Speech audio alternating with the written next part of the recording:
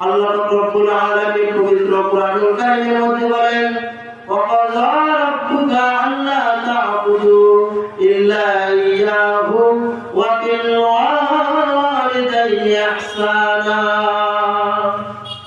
আল্লাহ রাব্বুল আলামিন বলেন মওত পর্যন্ত যেমন আমার ইবাদত বন্দেগী করবা তেমন মওত পর্যন্ত আল্লাহ রাব্বুল আলামিন বলেছেন পিতামাতার খিদমত করো। বলেন সুবহানাল্লাহ। শুধু এখানে নয়, আল্লাহ রাব্বুল আলামিন বলেন ওয়ালা তুশরিকু বিহি শাইআ ওয়া বিল ওয়ালিদাইনি ইহসানা। আল্লাহ রাব্বুল আলামিন বলেন ওয়ালা তুশরিকু বিহি শাইআ, তোমরা আমার সাথে কাউকে শরীক করো না। ওয়া বিল ওয়ালিদাইনি ইহসানা, পিতামাতার সাথে সদ্ব্যবহার করো, তাদের সাথে ভালো আচরণ করো। কারণ পিতামাতা আমাকে আপনাকে দুনিয়ায় প্রেরণ করার মুহূর্তে যতটা কষ্ট পিতামাতা সহ্য করেছেন বিশ্বের আর কোনো পুরুষ মহিলা করেন নাই। এজন্য পিতামাতা আমার আপনার জন্য যত ত্যাগ স্বীকার করে বিশ্বের আর কোনো ব্যক্তি করে না। যাদেরই পিতামাতা আছে তারাই এমন কষ্ট স্বীকার হয়ে থাকে। এজন্য আল্লাহ রাব্বুল আলামিনের ঘোষণা মওত পর্যন্ত যেমন আল্লাহর ইবাদত বন্দেগী করবা তেমন মওত পর্যন্ত আল্লাহ রাব্বুল আলামিন বলেন পিতামাতার খিদমত করবা। কারণ আমরা এই যে দুনিয়ায় দেখি মহব্বত ভালোবাসার কারণে আল্লাহ রাব্বুল আলামিন এই যে মহব্বত ভালোবাসা আল্লাহ রাব্বুল আলামিন সর্বপ্রথম 100 ভাগে ভাগ করে।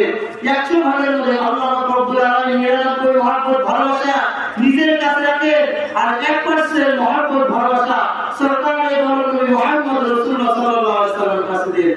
ওই 1% মহব্বত ভালোবাসার মধ্যে আল্লাহ রাসূল সাল্লাল্লাহু আলাইহি ওয়াসাল্লামের কাছে 99% থাকে আর 1% সকল উম্মতি মুহাম্মদের উপরে থাকে। 1% মহব্বত ভালোবাসা আমাকে আপনাকে গ্রাস করে ফেলে।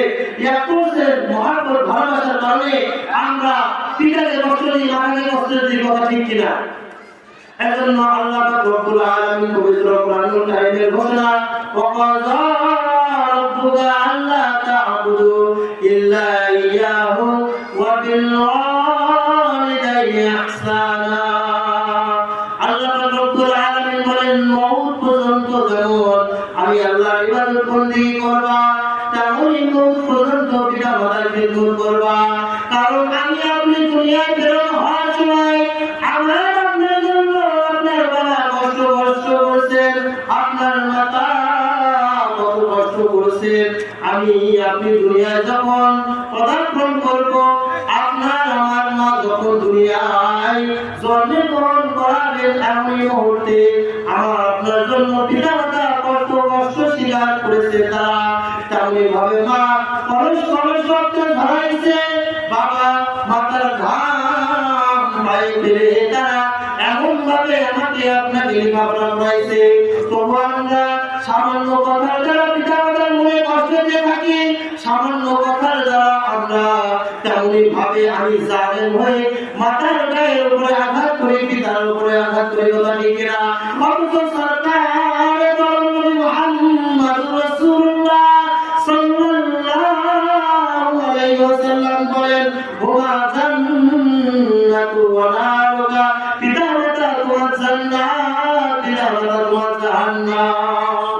খেদমত করবা তো জান্নাত পাইবা, আর যদি খেদমত না করি জাহান্নামে আমরা দীক্ষিত হব। কারণ আল্লাহ রাব্বুল আলামিন একই আয়াতে নিজের ইবাদত বন্দেগী করার পাশাপাশি আল্লাহ রাব্বুল আলামিন পিতামাতার সাথে সৎ ব্যবহার ভালো আচরণ করার কথা বলেছেন।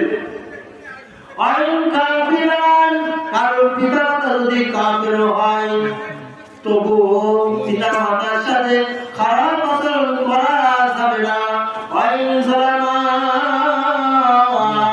কারোর মাতা যদি কারোর পিতা যদি জুলুম করে তো খারাপ আচরণ করতে পারবে না। ফাসিকান গুনাহগার পাগল হলেও পিতামাতার সাথে খারাপ আচরণ করা আল্লাহ রাব্বুল আলামিন কিন্তু অনুমতি দেন না। পিতামাতা যদি পাগল হয় সন্তানের কথার দ্বারা মাতার গায়ে আঘাত করা যাবে না, তেমন ভাবে স্ত্রীর কথার দ্বারা পিতামাতার গায়ে আঘাত করা যাবে না। কারণ জন্মদাতা জন্মদানী মা, জন্মদানী বাবা, এই দিন আল্লাহ রব্বুল আলামিনের যে আয়াতের মধ্যে আমি আপনি শোধ করতে পারবো না। এজন্য পিতামাতার সাথে আমাকে আপনাকে আল্লাহ রব্বুল আলামিন সত্য ব্যবহার করে কবরে যাওয়ার তৌফিক দান করেন। সকলে বলে আমিন।